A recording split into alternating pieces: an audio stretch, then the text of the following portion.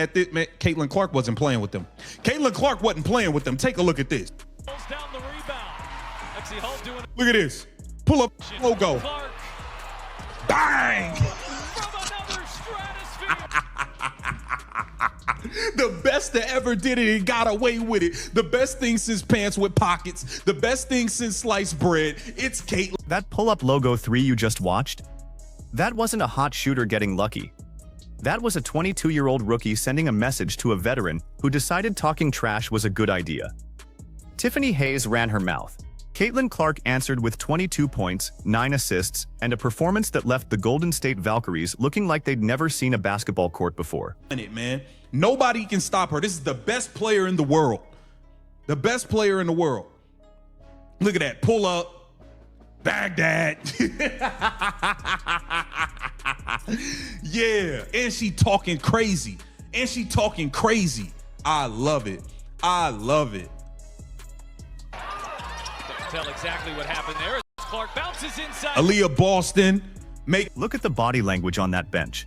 Look at the energy on the floor.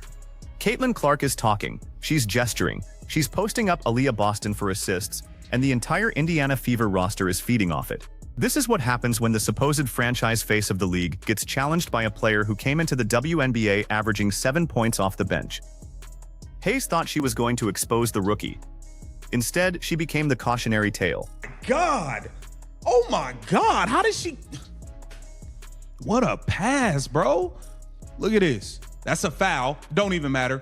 Fall back, fade away, one leg, bucket on your ass. On your ass, on you, Tiffany. That's on you, Tiffany Hayes. That's on your head top. Fade away. One leg. Off the dribble. Over a defender who had her hand in her face. That's not a lucky shot. That's a shot Kobe Bryant would put in his highlight reel. And it came in the middle of a sequence where Clark had already hit from the logo. Hit from the corner and dropped a no-look pocket pass to Boston for an easy bucket. The Valkyries tried Natalie Nakase's switching scheme. They tried trapping. They tried sending 2 defenders at the screen. None of it mattered. Easy work. Easy work, man. Caitlin Clark destroyed this team. Look at that. From the logo. From half court. From half court. Yeah, yeah, yeah, yeah. How you like that? How you like those apples? Don't even worry about it, Tiffany Hayes. Don't even worry about it. I'm gonna drive by you. And one. Tiffany Hayes, that's on you. You was running your mouth. From half court. Let that sink in. Not from the NBA three-point line. Not from the logo. From half court, with a hand in her face, after running 94 feet of transition. And then she sticks her tongue out at the bench. This is the player Stephanie White keeps pulling in the first 4 minutes of every game. This is the player who's supposedly still recovering from a groin injury that kept her out for stretches earlier this season. The injury concerns, she just buried them along with the Valkyries. Caitlin Clark had to show you that. Watch this pass to the pocket. Good pass. Aaliyah Boston, cash from the free throw line. Easy work, man. Caitlin Clark was absolutely dominant today. She absolutely dominated. She dominated them today. It was nothing they could do. They had nobody that could do anything with her. She put on an absolute show today. An absolute show. I didn't see no back prop. Did you see a back prop? I didn't see no back prop. 20 points, 16 rebounds from Aaliyah Boston. That's the line you expect when you sign someone to a $6 million extension. That's the partner Caitlin Clark needs every single night, not the version that drifts to the top of the key and clogs up the spacing. When Boston operates in the post and Clark operates in the pick and roll, this Fever team is unguardable. The problem is they don't do it consistently. Tonight they did, and the result was a blowout. But here's the part that should concern every Fever fan watching. Indiana committed 26 fouls. 26. Raven Johnson hits a 3 with 8 seconds left in the third quarter and then immediately fouls 94 feet from the rim. Sophie Cunningham gets beat on a switch and reaches in. Lexi Hull jumps over people going for offensive rebounds. Aaliyah Boston picks up cheap reaches in the post. These aren't bad calls from the referees. These are real fouls, and they're killing the tempo. Excellent, especially in that second half. There was a fourth quarter stretch with Tres Leche. Raven Johnson, you earning your way, girl. You might, chocolate leches? You might be a part of chocolate leche. Shout out to Mana Man for that. Mana Man said that in the live stream. I had to shout you out and put you in here for that. chocolate leches is what Raven Johnson is turning this into. She looked excellent on the floor with tres leches today. I want to see that lineup a bit more going forward. Kelsey Mitchell quietly went 11 for 11 from the free throw line and finished with 19 points. Lexi Hull contributed off the bench. Sophie Cunningham brought her usual physicality. But the development worth watching is Raven Johnson. That fourth quarter stretch alongside Mitchell, Hull, and the rest of the second unit was the best basketball Johnson has played in her young career.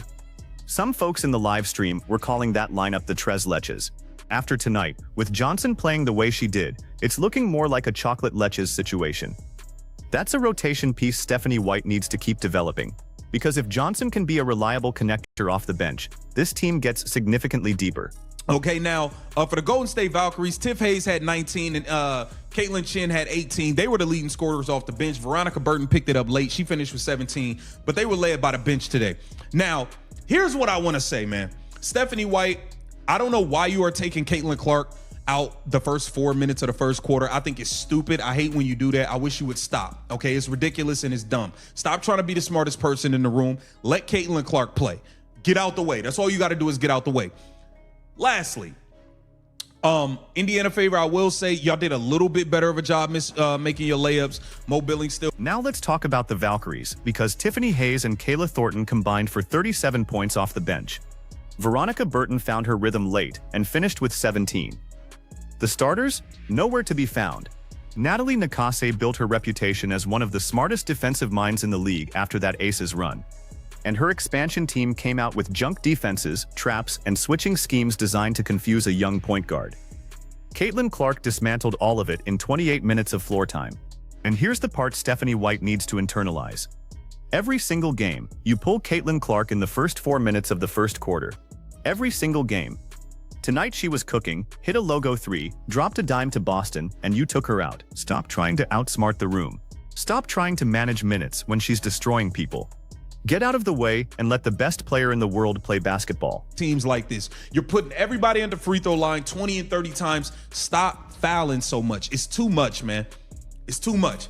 Outside of that, I felt like we picked up the tempo. The first half was nasty on offense. I feel like Stephanie White, you was in the way. Aaliyah Boston's at the top of the key way too much. Way too much for my liking. She needs to get down low. She's clogging up space up top at times. But the tempo needs to be faster. But the only way you can get up tempo is by getting some stops. And we're fouling too much to play fast. Here's what makes this performance significant beyond just the box score. Caitlin Clark came into this game with people questioning whether she was fully healthy. The groin issue, the back concerns that kept popping up in pregame reports, the minutes restrictions, the cautious rotation patterns from Stephanie White that telegraph to opponents that the franchise player isn't quite right. Tonight answered every single one of those questions. 22 points on 7 of 15 shooting, 4 of 9 from 3. 9 assists with multiple no-look pocket passes that only elite point guards even attempt. 2 rebounds, 0 hesitation on pull-ups from 28 feet. 0 hesitation on fadeaways with defenders draped on her. 0 hesitation on the half-court bomb that detonated the building. If your back hurts, you don't take that shot. If your groin is barking, you don't pull up from the logo off the dribble. She moved like a player who's healthy, confident, and motivated. The Tiffany Hayes element is what elevates this from a good performance to a legendary one. Hayes didn't just play hard, she talked. She got in Clark's face. She decided that the moment to make her stand was against the player who's currently carrying the entire economic weight of the WNBA on her back. And Caitlin Clark didn't shrink. She didn't get rattled. She didn't go quiet and let her teammates fight the fight. She hunted Hayes specifically. She drove right at her. She pulled up over her. She stuck her tongue out at the Valkyries bench after burying a 3. This is the championship mentality fans have been asking about. And tonight it was on full display. Now think about what this means for the rematch in 5 days. Golden State has to fly home knowing they got humiliated in front of a national audience. Hayes is going to want revenge. Nakase is going to redesign her defensive scheme from scratch. The Valkyries are going to come out with something nobody's seen, because what they showed tonight got dismantled in real time. And Caitlin Clark is going to walk into that arena knowing she's already in their heads. But the Fever can't get cute either. 26 fouls is not sustainable basketball. You cannot put a team in the bonus halfway through every quarter and expect to win games against playoff opponents. The discipline issues are real, the reaching is real. The 94-foot fouls with 8 seconds left on the shot clock are real. Stephanie White has to address this in practice, because the next opponent isn't going to let Indiana give them 30 free throw attempts and survive on Caitlin Clark heroics alone. The bigger picture here is what this performance does for the league narrative. The conversation for the last 6 weeks has been about ratings dropping when Caitlin Clark sits out, attendance numbers cratering for road games she misses, national broadcasts shuffling schedules around her availability. Tonight reminded everyone exactly why those numbers move the way they do. There is no other player in the WNBA who pulls up from half court, sticks her tongue out at the opposing bench, and drops 22 and 9 while making it look easy. The Valkyries learned that lesson the hard way. Tiffany Hayes learned it. Natalie Nakase's defensive scheme learned it. And in 5 days, they get to learn it all over again on their home floor. So the question for the comments is this. After what we just watched, is there any defender in the WNBA who can guard Caitlin Clark one-on-one in her current form? Not double team, not zone, not gimmick, straight up. Drop your name in the comments, and while you're down there, like the video, hit subscribe, ring the bell, and let me know if you think the Valkyries have any answers for the rematch. Walk on and keep the vision.